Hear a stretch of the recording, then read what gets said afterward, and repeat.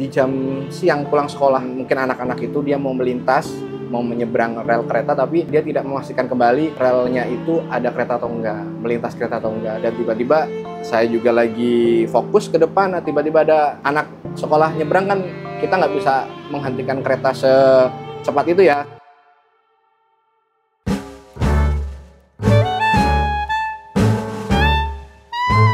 Bajai, bajai, bajai. Aduh, kerja bertahun-tahun jadi supir bajai. Pendapatan nggak ada, penumpang sepi. Bosan banget gue jadi supir bajai, gimana ya? Apa gue naik kereta aja kali ya? Hari kereta kayak seru nih di stasiun Jatinegara nih. Udahlah, pada nggak ada penumpang ya kan?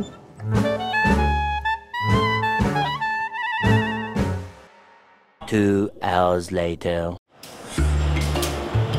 Nah, ini nih yang gue cari. Kereta, gue mau narik kereta. Udah capek gue jadi supir bajai. Udah beli kemeja kan. Tapi banyak banget nih lokomotifnya. Ah, udah amat lah. Tet, mau kemana mas? Jadi ini area terbatas mas, nggak boleh semua orang tuh datang ke sini. Kalau ke sini juga harus pakai safety vest nih mas. Pakai dulu. Siapa? Ini mau kemana? Salah. Saya mau narik kereta pak. Saya bosen narik bajai. Jadi yang boleh naik kereta tuh cuma masinis mas. Oh gitu. Pengen tahu nggak masnya pengen jadi masinis tuh gimana? Oh, mau tahu banget pak. Ayo, mending ikut saya deh ke sana ya. Oke pak.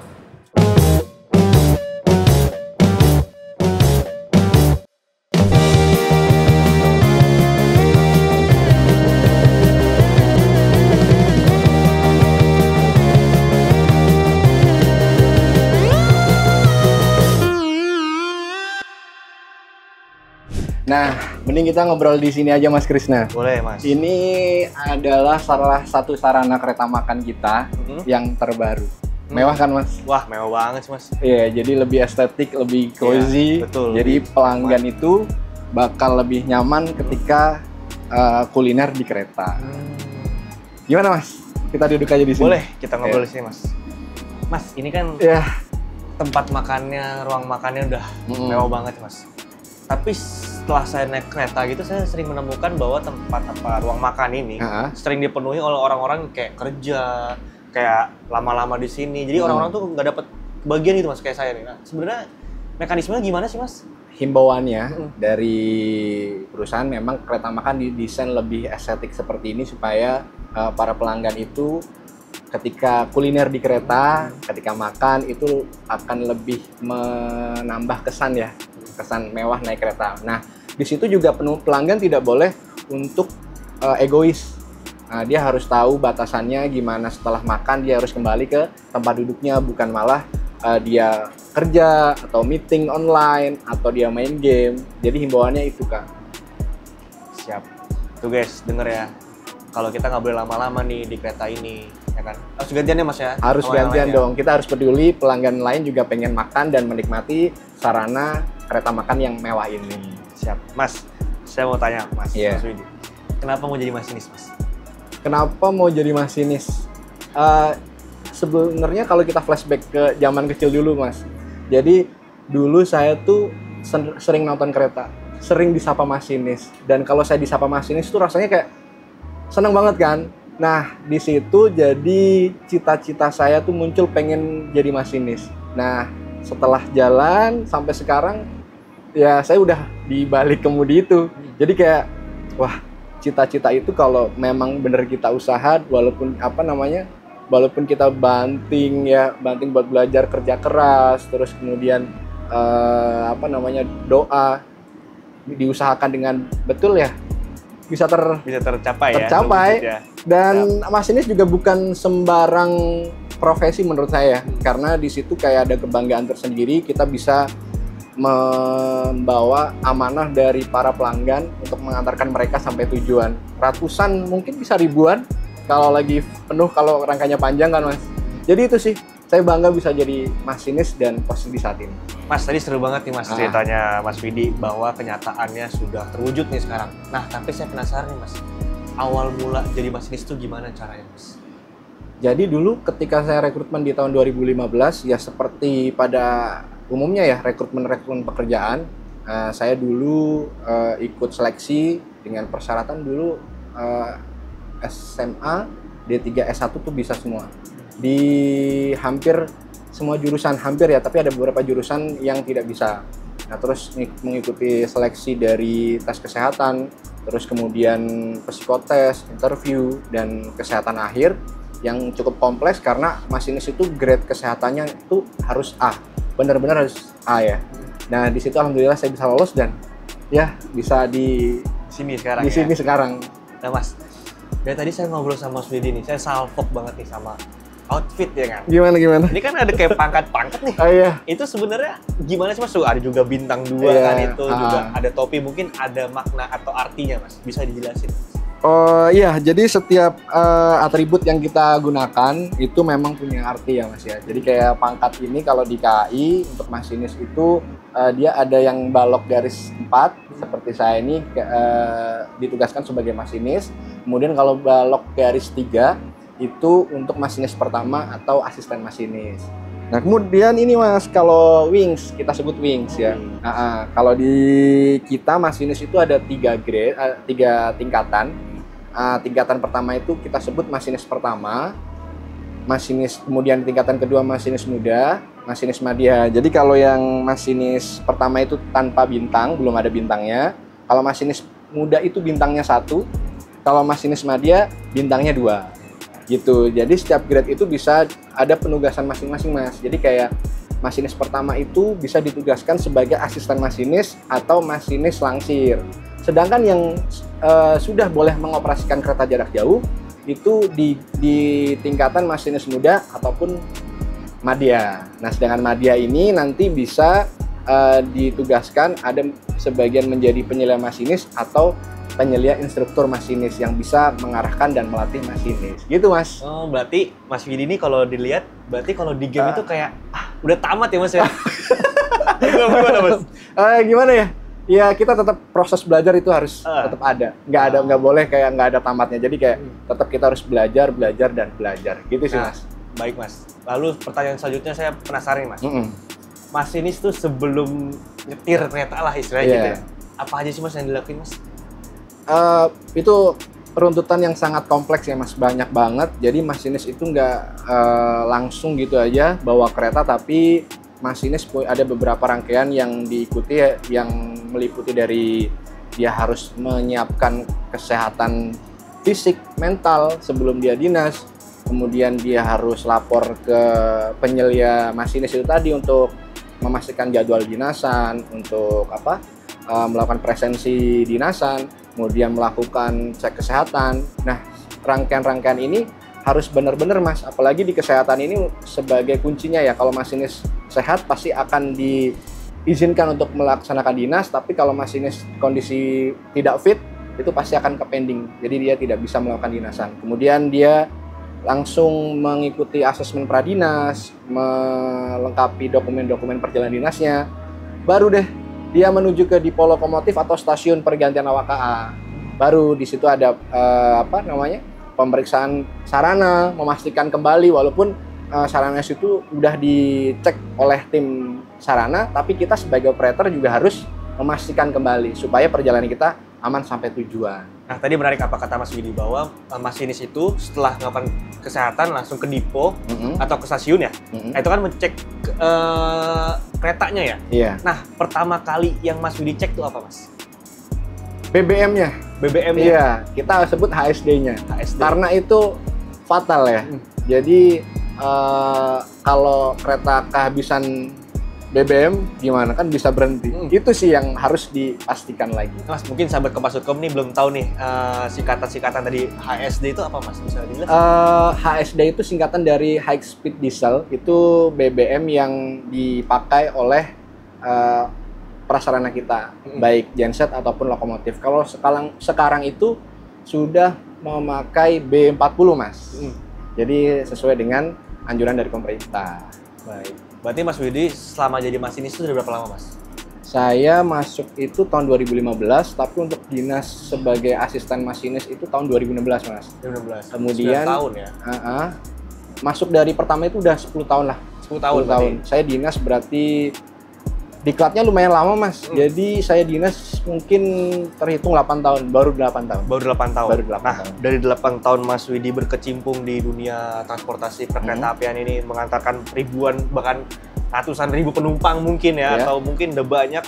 Tantangan apa Mas yang mulai dari terberat misalkan ada apa gitu? Tantangan terberat ya memang dari diri sendiri ya. Kita harus tetap mengelola diri supaya kita tetap semangat bekerja. Kemudian tantangan dari kesehatan, kita harus tetap menjaga kesehatan kita supaya fit. Apalagi kita kalau lagi dinas di cuaca atau jam-jam rawan seperti jam ngantuk. Jadi kita kayak tantangan, sebenarnya sebelum ke rumah kita udah banyak tantangan. Kita harus mengelola pola istirahat supaya kita kalau dinas kereta malam itu harus fokus gitu. Terus kemudian dari mental juga Mas, apalagi kita kalau dinas itu kan banyak banget ya, mungkin dari perlintasan kalau lagi nggak dijaga, terus kemudian tiba-tiba orang yang langgar, itu butuh mental kalau atau apa namanya Mas, was-was gitu, fokus gitu kan. Jadi kita kalau mental kita nggak kuat, tiba-tiba ngadepin kayak gitu kan otomatis panik. Tapi kalau mental kita udah kuat, yang ngadepin itu kita harus lebih rileks dan bukan santai tapi dibawa enjoy lah. Kita harus sesuai dengan SOP-nya aja. Nah, berarti kalau misalkan sudah ada lokomotif, sudah jalan gitu Mas, misalkan kita ngantuk nih, ngantuk lagi. Di lokomotif tuh boleh makan atau minum nggak sih Mas? Boleh dong. Kalau di lokomotif itu boleh makan karena kita tripnya lumayan jauh. Justru itu bisa salah satu alternatif supaya kita nggak ngantuk. Itu Mas. Berarti sambil ngopi boleh ya? Boleh. Itu kalau ngopi kalau dinas malam itu saya pasti sih. Pasti ya? Pasti. Mas Widi kan udah 8 tahun ya Mas. Kalau ngomongin gaji nih Mas, gaji Mas ini tuh gede betul sih Mas? Gimana ya? Kayaknya kalau ngomongin gaji tuh kayak sensitif ya. Iya. Tapi ya mungkin alhamdulillah lah ya bisa cukup ya untuk kehidupan ya. Mungkin ya gajinya mirip lah kayak kereta panjangnya. Nah, terus kan kalau kita sebagai masinis kan kita tahu sandi-sandi ya Mas ya.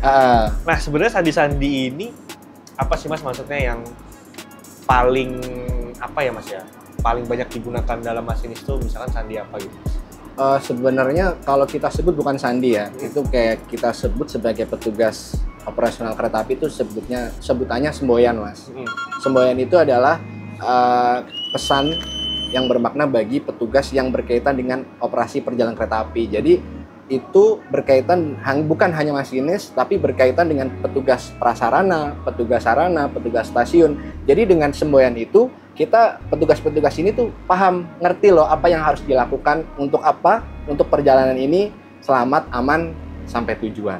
Itu Mas. Siap. Kayak semboyan contoh ya, kayak sinyal itu yang lampu lalu lintas itu yang hijau, merah, kuning, itu kalau di stasiun kan ada ya Mas. Mas mungkin sering ngelihat itu kalau semboyan warnanya merah itu kita sebut semboyan 5. Di situ memberikan arti bahwa kereta diizinkan berangkat gitu Mas. Baik. Mas, ini kan saya kan sebelum jadi masinis nih Mas. Saya udah jadi masinis belum? Pokoknya sebelum sini saya kerjanya jadi supir bajai nih Mas. Saya tuh nggak libur kalau saya belum dapat duit Mas. Nah, jadi kalau masinis itu liburnya gimana Mas? Jadi kalau supir bajai itu kejar target gitu ya. Kalau masinis enggak. Justru yang ditargetin itu adalah keselamatan. Keselamatan. Iya. Jadi masinis itu sistem kerjanya sama mungkin ya. Jadi kita kerja bisa 5-6 hari kerja, kemudian baru bisa libur. Nah, kemudian bukan sistem shifting, tapi melainkan sistemnya berdasarkan jadwal atau pola tersendiri sesuai dengan jadwal-jadwal keretanya gitu Mas. Yang penting tadi Mas, nggak kejar setoran, tapi kita kejar keselamatan yang nomor pertama. Kejar keselamatan ya. Tapi cuti bisa nggak Mas? Cuti bisa di hari biasa, tapi di hari besar seperti Idul Adha, Idul Fitri, dan libur panjang Natal Tahun Baru itu kita cuti ditangguhkan Mas. Jadi ya mau nggak mau harus kerja ya Mas ya? Iya, resiko pekerjaan ya. Risiko pekerjaan ya? Iya. Baik.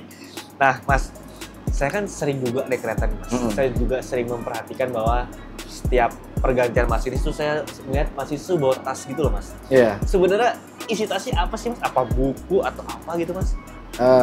Isi tas. Dari masinisnya itu? Oke. Kalau saya pribadi sih pasti dari perlengkapan pribadi ya.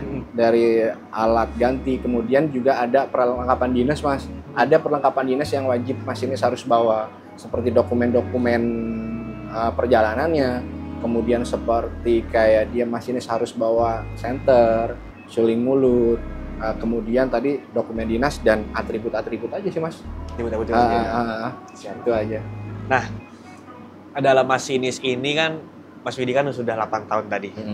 Terus sebenarnya ada nggak sih Mas kayak, ini edukasi aja buat sahabat Mas.com nih. Ada nggak sih kayak kejadian-kejadian misalkan, mohon maaf ya Mas, kayak menabrak atau ditabrak gitu Mas? Bisa dijelasin nggak Mas? Gimana ya, kalau Mas Krisna nanya ini kayak saya tuh inget mungkin 2 tahun yang lalu terakhir kejadian yang menimpa kereta saya. Waktu itu di stasiun Kedung Gede Mas. Jadi saya waktu itu di Dinas Kereta Sembrani tujuan Surabaya. Di jam siang pulang sekolah. Nah waktu itu teman-teman mungkin anak-anak itu dia mau melintas, mau menyeberang rel kereta, tapi dia tidak memastikan kembali relnya itu ada kereta atau enggak, melintas kereta atau enggak. Dan tiba-tiba saya juga lagi fokus ke depan, tiba-tiba ada anak sekolah nyebrang, kan kita nggak bisa menghentikan kereta secepat itu ya, seperti mobil. Jadi ya harapannya buat pengguna jalan, terus kemudian buat para kemudian tadi seperti anak-anak, terus pengendara lebih aware terhadap diri sendiri. Itu sebenarnya fokus menyelamatkan diri sendiri ya. Untuk ketika mau melintas kereta, perlintasan kereta sebidang harus lebih fokus tadi, gak usah main HP kalau lagi mau nyebrang. Kemudian lagi harus pastikan tengok kanan kiri gitu sih Mas. Apalagi di perlintasan-perlintasan yang tidak dijaga. Tuh guys, kalian harus denger guys. Ini juga bukan masalah keselamatan kalian, juga ini berdampak pada jadwal kereta api ya Mas ya. Betul. Sangat mundur ya Mas ya. Betul. Jadi kalau ada kejadian otomatis akan mengganggu perjalanan kereta api berikutnya. Nah, Mas Widi itu kan tadi cerita tentang pengalaman Mas Widi yang kurang enak juga kan, tantangan juga. Nah sebenarnya dari situ tuh SOP-nya seperti apa sih Mas dari masinis sendiri gitu Mas? SOP perihal? SOP perihal misalkan menabrak mobil, melanggar atau gitu, terus apa yang dilakukan masinis itu Mas? Sebenarnya SOP itu banyak ya Mas ya. Dalam kondisi darurat pun kita sudah dibekali SOP gimana untuk menangani suatu hal yang nggak wajar di dalam lintas. Contoh kayak tadi Masnya, untuk ketika masinis tertemper suatu objek, ya masinis itu harus menghentikan keretanya. Kenapa? Karena ketika kereta udah berhenti, masinis wajib memeriksa rangkaian atau sarana yang dia bawa, memastikan bahwa rangkaiannya itu aman Mas. Baru masinis boleh melanjutkan kembali perjalanan. Kenapa? Kalau rangkaiannya udah aman, otomatis kan perjalanan ke depan juga makin juga aman pasti kan Mas. Tadi keselamatan yang nomor pertama. Nah kemudian ketika tadi Mas setelah berhenti memastikan bahwa rangkaian udah dinyatakan bagus atau tidak ada kendala, maka masinis dia itu berhentinya di contoh di lokasi kejadian ya Mas ya. Baru masinis setelah dinyatakan bagus, masinis itu menginformasikan kepada pusat kendali bahwa rangkaiannya aman, maka kereta itu bisa diberangkatkan kembali. Di stasiun pertama nanti masinis harus berhenti Mas, membuat laporan kejadian. Gitu, karena SOP-nya seperti itu, kayak nanti laporan itu ditulis dan dilaporkan kepada pihak stasiun. Nah, Mas, ini sebenarnya pertanyaan pamungkas saya dan saya juga penasaran sih sebenarnya. Gimana, Mas? Saya kan beberapa kali naik kereta nih Mas. Kita penumpang duduk di belakang. Nah, sebenarnya masinis tuh di depan apa sih Mas hal yang masinis tahu gitu? Cuman masinis yang tahu. Misalkan kayak Mas Widi lagi gabut nih, kayak perjalanan panjang tuh, aduh ngapain ya? Apa Mas halnya Mas? Kayaknya banyak deh. Kalau ya? hal yang masinis yang cuma masinis yang tahu ketika di depan deh. Satu pasti view depan itu masinis yang tahu, penumpang enggak. Terus kemudian gimana menikmati pemandangan ketika lagi lewat lintas yang bagus, masinis doang yang tahu. Kalau penumpang hanya sekilas lewat samping ya. Kemudian masinis tahu lokasi-lokasi di mana yang ada pemandangan unik atau pemandangan mungkin paham ya nanti kalau teman-teman masinis yang nonton ya. Itu Mas. Kemudian gimana masinis bisa mengoperasikan kereta pastinya. Hanya masinis yang bisa, sedangkan pelanggan itu nggak bisa masuk ke dalam kabin masinis. Jadi ya hanya masinis yang tahu Mas, karena kabin masinis itu steril, nggak boleh semua orang masuk tanpa izin. Nah, itu seru. Terus kalau misalkan nih Mas, kalau misalnya kereta harus menempuh kecepatan yang tinggi, adrenalinnya gimana sih Mas? Seru nggak sih? Kayak seru. Bukan seru ya, semakin harus kita waspada sih. Semakin gitu. Kecepatan tinggi, kita harus lebih waspada, lebih fokus. Dan kalau saya, tangan kanan itu di posisi rem udah standby. Udah standby. Takut-takut gitu ya. Tapi itu aja sih. Lebih waspada, lebih fokus. Terus kemudian buat makan aja kayak nanti dulu deh kalau udah di perhentian gitu Mas. Kalau udah jalurnya enak gitu kali Mas. Iya, gitu. Nah Mas, tadi kan saya udah diajak kasih tahu nih sama Mas Nofidi. Nah, saya pengen banget nih Mas jadi masinis. Kira-kira saya bisa dan keterima nggak Mas jadi masinis? Buat Mas Krisna kayaknya cocoknya ya Mas. Kalau masinis tuh kayaknya berat ya Mas. Bener-bener pilihan. Bukan Mas Krisna nggak cocok, tapi dari tadi kan Mas Krisna nanya terus gitu ya. Tapi mending jadi mas-mas aja deh. Gak usah jadi masinis ya, jadi mas-mas aja. Jadi lebih enak gitu kan. Jadi buat nanya-nanya enak. Kalau jadi masinis kan nggak bisa nanya-nanya Mas. Gak bisa nanya ya Mas? Iya, jadi mending enak jadi mas-mas ya. Jadi mas-mas ya? Iya. Aduh guys, ditolak lagi nih kita nih. PPSU ditolak, masinis ditolak. Aduh, udah kerjaan lagi kali ya? Jadi supir bajai lagi. Kira-kira apa Mas? Nextnya Mas, saya harus kerja apa nih Mas? Apa ya? Ini aja deh Mas. Apa tuh? Supir bajai udah tadi ya? Supir bajai udah? Udah. Berarti ini SPBU. SPBU kali ya? SPBU ya. Gimana sahabat Kuasa.com? Komen di bawah, setuju nggak saya jadi petugas SPBU? Kata Mas Widu nih, karena saya nggak cocok jadi masinis katanya. Ngobrol mulu jadi mas-mas. Jadi kayak gimana tuh mas-mas? Ya udahlah. Guys, karena udah kepanjangan nih kayak durasinya. Kita tunggu, kalian bisa tunggu apa nih saya jadi selanjutnya pekerjaannya. Bisa di komen di bawah juga. Dan tetap tunggu saya pekerjaan apa selanjutnya. Dah.